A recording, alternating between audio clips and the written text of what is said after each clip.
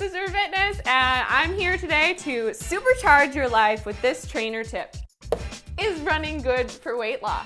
Now, this has a lot of components to it, and we're gonna break it down. To start, basic definition.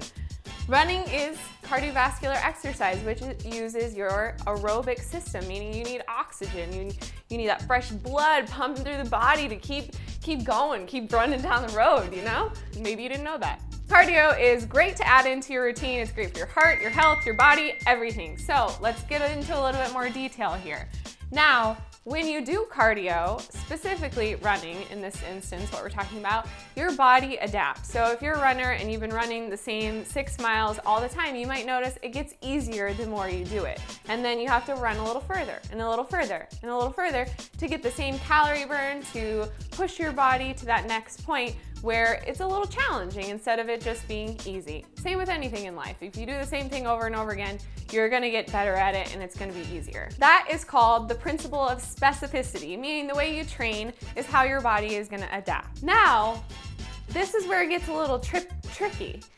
When you adapt to running all the time, your metabolism isn't gonna burn the same amount of calories it used to burn when it was really hard. So think about this. Think about a Honda Civic versus an Escalade.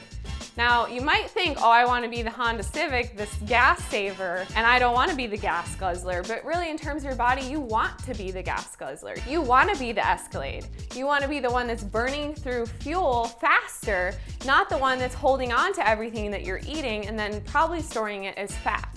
So you want to be that gas guzzler burning through the calories, and how you do that is actually strength training, HIIT training, and cardio too, but you don't want to load up on too much cardio because, again, your body adapts and that slows your metabolism. Get it? Hopefully that makes sense. And not only that, when it goes along with your metabolism, cardio doesn't really care what kind of fuel it's burning. If it's burning fat or if it's burning muscle, it doesn't really care. You actually burn a little bit of both when you're doing cardio, which again goes back to why you want to add strength training and high intensity training into your routine, because that spares muscle. You're often going to be burning more fat and you get the afterburn effect, which again burns more fat, keeps your metabolism soaring, roaring, and then you can eat and enjoy life. That's our motto. Now this next point here gets a little personal for me. So impact and overuse. Let's talk about these two together. When you're running, they say 3 to 4 times your body weight is slamming into the ground every time you take a step.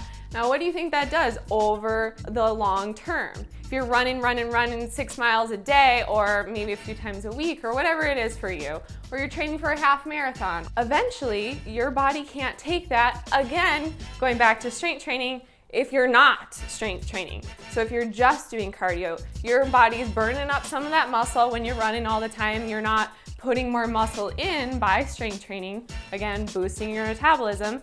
Instead, you're burning the muscle, you're breaking down part of your joints, you're having a lot of stress on your body. For me, this ended up turning into a tear in my labral joint in my hip, and I had to have hip surgery at 21 years old because I was training for a half marathon, never did a day of strength training in my life, which is why I'm so passionate about this, because I do not want anyone else to go through that. It's a terrible experience having to go through surgery that young and months of physical therapy. And it took me a long time to bounce back from that, but when I did it with strength training, and that's the way to go.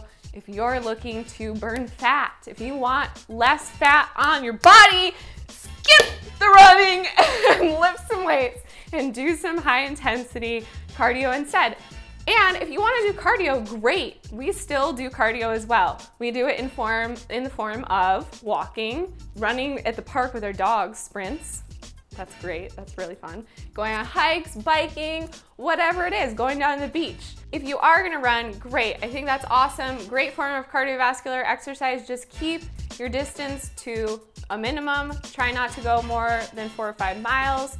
Because again, then you run into this impact and overuse issue that you might be damaging your hips or your knees long term, and trust me, you don't want to have surgery on those later in life. Trainer warning: if you are experiencing any knee pain, hip pain, joint pain in the lower body from running, please stop running immediately and focus on strengthening your body. So strengthen the booty, the glutes, your hips, so that you don't have that problem, because often when you're having knee pain, it's actually a weakness in your glutes.